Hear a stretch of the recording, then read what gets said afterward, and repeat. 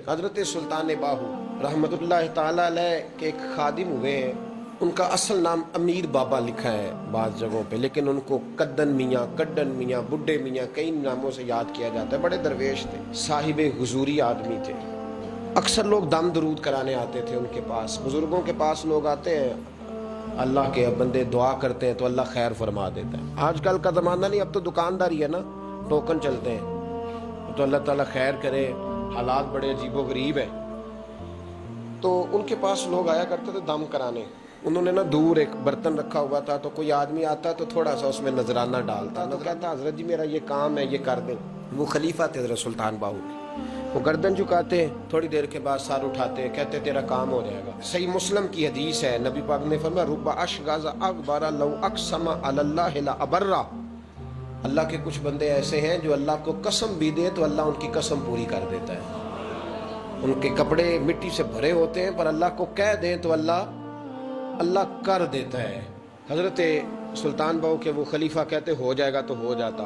پھر کوئی بندہ آ کے کہتا یہ نذرانہ ڈال دیا ہے تو کام گردن جھکاتے، کہتے اپنے پیسے نکال کے لے جا، تیرا کام کوئی نہیں ہونا. ایک دفعہ کچھ سید زادیاں آ گئیں. انہوں نے آ کے نا اس زمانے میں 100 روپیہ، سمجھ لیں کہ آج کل لاکھ روپیہ، بابا جی کے نذرانے والے گلے میں ڈالا اور آ کے کہا کہ بابا ہمارے نا ایک بچے کو سزائے موت ہو گئی اور حلفاً بتاتے ہیں کہ ناجائز پھانسی کا حکم ہوا ہے، تو تیری رب رسول کی بارگاہ تک رسائی ہے، مہربانی کر، سیدوں کا بچہ ہے، مہربانی کر. بابا جی نے گردن چکائی اور کہا اپنا 100 روپیہ نکال کے لے جاؤ، مشکل ہے بچہ بچے تو میں کچھ نہیں کر سکتا.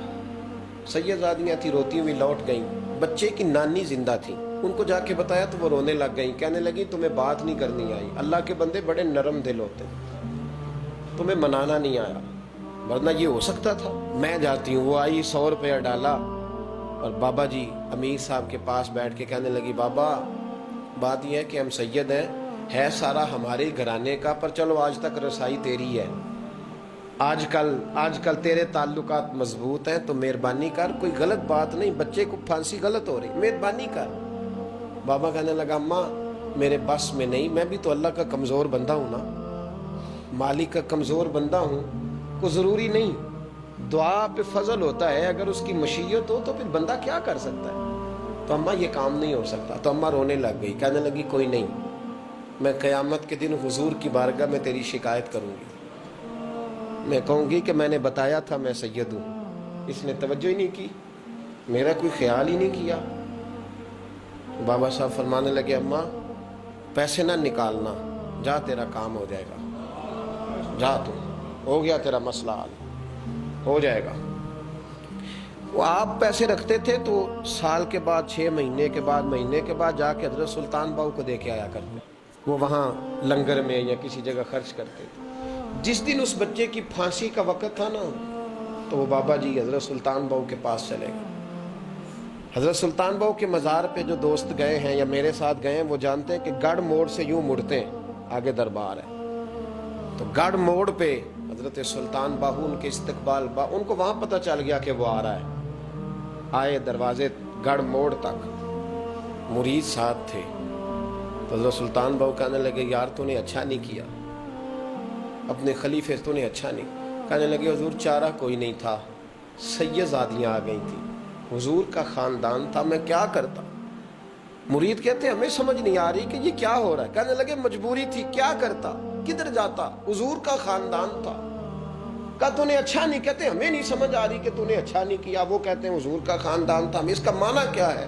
کہتے ہیں تھوڑی دیر گزری، بچہ وہاں سے رہا ہو گیا، حضرت سلطان باہو کے خلیفہ کا انتقال ہو گیا، وہ وصال کر گئے، وصال ہو گئے.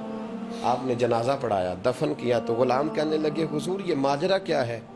آپ فرمانے لگے اس نے اللہ کے حضور دعا کی تھی کہ مولا جناب اسرائیل نے اس دن کسی نہ کسی کی روح لینے جانا ہے نا، تو میری لے جائے. اب سید زادیاں دروازے پہ آ گئی ہیں، تو سادات کو تو خالی نہیں نہ بھیجا جا سکتا، مصطفیٰ کا خاندان ہے. حضور میری روح لے جائی جائے اور اس سید زادے کو چھوڑ دیا جائے. فرمائے اس نے اللہ کے حضور قربانی دے کے وَفَدَيْنَاهُ بِذِبْحٍ عَظِيمٍ، جس طرح حضرت اسماعیل کے لیے مینڈا آ گیا تھا تو ان کی جگہ ان کی روح کو قبول کر لیا گیا.